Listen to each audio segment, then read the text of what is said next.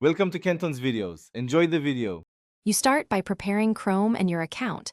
Make sure Chrome is updated and that you know your Microsoft email and password, plus the two-step verification method. Once done, open Chrome and create or select a profile you want to use. This keeps sign-in clean. Now navigate to Account, Microsoft, Com or Outlook. Live. Com, typing the web address avoids redirects. Make sure cookie and site settings won't block authentication. This prevents common failures before you even enter credentials. You will now proceed through the core login flow. Enter your Microsoft email and pick the correct account type if offered, because work versus personal accounts route differently. Next, enter your password carefully. Once typed, use the Stay Signed In option only on trusted devices.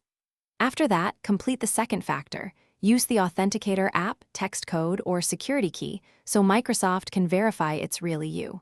Make sure to follow on-screen prompts. Some accounts require accepting new device alerts or permissions. You're almost done.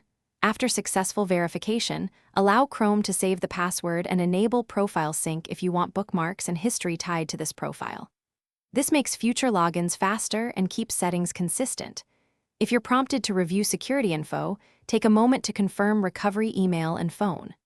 Finally, if something goes wrong, clear cookies for Microsoft domains, disable extensions like ad blockers, and try again. This resolves most sign-in interruptions quickly and keeps access reliable going forward.